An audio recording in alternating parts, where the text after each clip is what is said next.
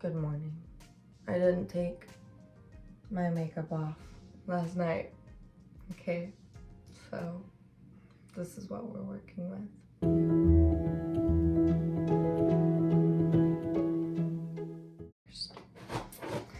This is not a makeup tutorial. I'm gonna rant. The one thing that pisses me off is that not every single time, or not ever, you may not have like a chunky Pillsbury Doughboy baby, okay? My children are both heavy newborns. My daughter, she was born 37 weeks, 5 days. She was 7 pounds, 7 ounces. My son was born 39 weeks, 5 days. He was 9 pounds, 9 ounces. Now, both of my children grew slowly. My daughter was breastfed for 5 months, and I stopped doing it because I listened to the voice in my head that I wasn't giving her enough nutrition. My pediatrician did not say any of that. So like, if you want to breastfeed your child and everyone's saying like, oh, they're so petite and small, just don't take it to heart. You're doing okay. Unless if your doctor says otherwise, or like you're not growing at all. My son, he grew slowly too. Listen, this child came out of the womb wearing 3-month clothing sizes, not even newborn, because this man was a big boy, and he still grew even slower than my daughter. My children just grow slowly, and then as toddlers, boom, boom. Because I look back on pictures of my daughter, she looked like a Pillsbury Dough toddler, okay? And my son is still small, but he's still growing. That is the thing. As long as they are growing, getting taller, adding pounds, adding ounces, I feel like you're doing the right thing. Like, I'm not a doctor, I'm just a mom. But I'm just saying that, like, if you're hard on yourself about it and then you stop breastfeeding, like, I know, like, I just wanted to input that I'm not hating on formula feeding at all. I'm just a huge breast milk advocate, but like, formula is definitely needed, and I'm not saying that it's bad at all. if you want to do formula, that's fine. But I felt like breastfeeding was so sweet and amazing, and it's also natural if you can do it. And it's also it's a hard journey because you are sacrificing your time, you're sacrificing a lot, but you're also a parent, so you've already sacrificed a lot. What's a little bit more? There's some things that breast milk can give that formula cannot. Sometimes women literally cannot breastfeed. It's just not gonna happen. Or a doctor advises against it because of something, I don't know. But I do think that there's benefits to breastfeeding over formula, because let's say when your child is sick or when you're sick with the same thing and I was breastfeeding, they get better faster, or you keep that milk or you put it in the bath with them. Your breast milk is gonna give them your antibodies, and I think that's brilliant. Isn't that amazing? Formula cannot do that. Now honestly, I'm very thankful for formula. Obviously, I used it for my daughter, but I wish I didn't. I didn't have to. I wish I had that special bond with her and I continued doing it and didn't listen to that voice in my head that was saying I wasn't good enough, because I was. And another thing I want to talk about is like advocating for yourself. If you have a plan, show that plan. If you don't want someone kissing your newborn child, let them know beforehand, because I promise you, yes, there are people that stupid that will kiss your newborn child. And something that I do want to say is don't invite people to the hospital. Don't do it. You don't have to have your toddler meet your child in the hospital either. I hated it. The reason why is because this is my own experience. I'm not telling people what to do. I mean, you can do whatever you want to do. It is what it is. But I'm saying from my perspective, I had postpartum rage, okay? I think a lot of women do, and it's severe. It's like you want to tear the throat out of anybody who is not you or the doctors touching your child, okay? I wasn't fully prepared for that, and that was second baby, yes, I had it with my first, but not nearly as bad. Using this bad. So tell people your boundaries. It's not mean to do. You can send out a group text. You can say it in person if you'd like. Just be like, hey, these are my boundaries. I don't want anybody kissing my baby. I don't want anybody coming to the hospital. Or if you come to the hospital, please, like, blah, blah, blah, you know? Your child barely has, like, an immune system. So don't invite people that are gonna kiss your child. Another thing is, like, breastfeeding is a journey. It sometimes might be difficult. And there's different latch techniques. There's different things that you can do, because my son had like really trouble latching. I figured it out later on, and you will figure it out. Like, I'm just saying, just go with it and do it. If you really, really want to, you can do it. I promise you can do it. Another thing, you will never be ready to have a child. You could be financially ready. You can be ready in certain aspects, like having things, but mentally, physically prepared. I guess physically if you're working out throughout the whole pregnancy and working out and stuff, but what I wasn't prepared for was being so incredibly sick. I had morning sickness. It's like called hyper something, gravidarum or something, hyperemesis or something. And it really, really impacted me. I think I lost like 18 to 20 pounds with my first pregnancy. And then Zofran didn't really help me that much, but Bonjesta did.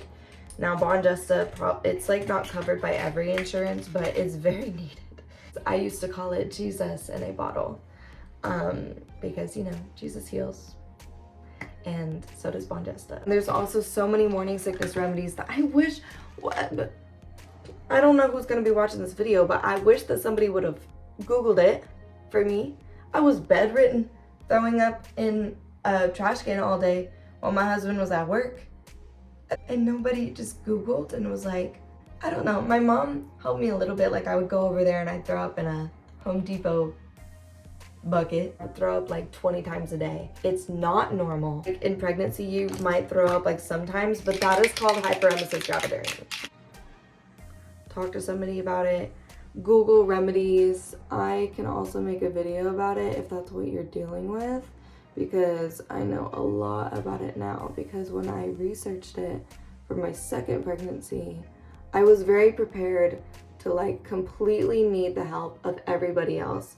But the thing is like when I had my daughter, I think I was at like 13 weeks or 16 weeks or something when I heard about Bonjesta. When I did like my own research, I think, or I saw it on the What to Expect app. If you're pregnant, just get it already, dude. Like, it's amazing. Look and find community. That's where I found my group chat that I love so much with other young mothers. Now, I will get out of the way.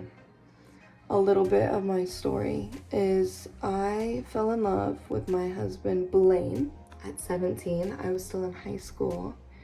And we didn't go to the same school, but I saw him on Instagram and I was like, this man's cute. I should DM him and be like, hey, buddy. We knew each other in middle school a little bit. After that, he did respond. We started Snapchatting, everything like that, you know, like what you do when you're kids. I don't have any social media now, literally just YouTube. But we started Snapchatting, talking, and then like 5 days later, we start dating or something. I swear it's love at first sight, love at first talk. Like, I just love this man. Wait, 17. Then we got engaged 3 months later because I just knew I was gonna marry this man. And then our wedding, we got married twice because it was COVID. We got married at the courthouse with just 10 people. And then 2 months later, like in June, we got married like in front of everybody. Well, we got married in April the first time, and then in June married again at the end of April.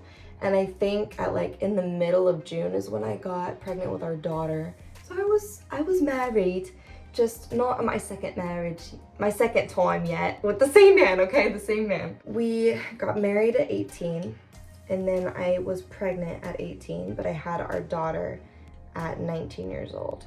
it was interesting being that young and being a parent already. We did plan her. I guess the thing in my brain, in our brain, was like, okay, I guess it's baby time now that we got married. And I love our daughter. I don't regret our decision to have children. I just kind of regret the timing. I wish that I would have spent more time with him, considering that we got engaged so early, which means like we didn't have a lot of time to just be ourselves, and then boom, we're like, okay, yeah, let's have a baby, because that's, you know, romantic in the moment. But then you suddenly aren't just you guys anymore. You are you guys plus a baby, and that young too. And I loved it. I did, but I think I don't know, I really love Blaine, and I think we would have had a little bit more fun and freedom, because once you have a child, you're a minor basically again. You are asking your mom to hang out with your husband again. That's just the harsh reality of becoming a parent. You're like, oh, I am a child again. Dang it. Because you get there, you're so close, and then you're like, oh crap. But nobody really prepared me for that. And then we had, you know, baby at 19. And then she was 2.5 when our son was born. I will never post them on YouTube. I will try my best to keep them out of the background of every video. I will not post my children. I don't know everybody on the internet, and that's why I don't have social media, is also because in the future I will probably not allow social media for a long time, just because I think that you can get stuck in that loophole of just watching and scrolling for hours. And I don't want my kids to be watchers, like only. I want them to experience life, and I'm gonna try my best to get them there. Like, I'm going back to school to get my bachelor's degree, and I'm hoping to become a teacher, and I'll have summers off, which, like, I know that you still kind of have to do like some work, because I don't know, but my mom is a teacher, and I know that sometimes she still has stuff to do in the summer, so I'm not completely blind to that. And then I had my second baby at, I think I got pregnant at 20, and then I had my son at 21 years old. At first, breastfeeding kind of hurts. Like, when I breastfed my daughter, it really, really hurt so bad. It was like, I don't know, maybe her latch was weird, but it did hurt. I don't really think it was supposed to hurt that much. Keep going. Ask usually you're gonna have a lactation consultant, and they're gonna come in and talk to you. So if it's hurting or you're having latch issues, use them while you are in the hospital, while you're still there. Ask all of the annoying questions. They're not annoying. That's their job to help you. Oh, and also your pediatrician comes as well to meet baby. It's not as awkward as you think. Like, I'll just be breastfeeding in there, and I'm just like, oh, hey, Dr. Stevens. They come like 24 hours later or something. I don't know. Okay, next is blush. But yeah. And then the other day was so we celebrate on April 27th, our wedding. So we just had our 5-year. I will say, I don't think getting married young is immediately gonna put you in like a failure category. I think that you can definitely make it. There's several people that I know that have been married for like 45 years or longer and have gotten married at our age. It used to be like what you do is you get married at our age. I'm not like recommending it, but if you want to, you can make it. You can survive. You compromise. You talk. You communicate kindly. And if you are mean, you sit down and you apologize. As a woman, okay, girl talk right now. Apologize. Say you're wrong sometimes. It's not the end of the world to be wrong. And yes, if they go, oh, I told you that you're wrong, just be like, and I get that, and I do apologize for that, and it will change. Don't say I'll try to change. Say it will change. I will make changes. Because you're manifesting that in your relationship as well. Like just saying, you know, I was wrong to treat you this way. I was wrong to say this and I do apologize. I don't want to treat you like that. I was very upset with this, and whenever you are ready to talk about it, I am ready to find a solution. Compromise and listen. There's some things you shouldn't compromise on, obviously. There's some things that are unhealthy, but honestly, most of the things you really can move past. Obviously at 18, I'm 23 now, I do have different mindsets, so it is difficult, but you're living with another person. You have a whole other person to think about and to talk to and to make mistakes with. And that in itself is difficult, whether you are married or not. If you're in a relationship, a friendship, anything like that, these key healthy relationship characteristics are important in every relationship. You just bring that into marriage. You practice that in your daily life, and you guys are going to be fine. Now, I don't think I have anything else to talk about, but I will finish my makeup look, so enjoy the montage. Thank you for watching too.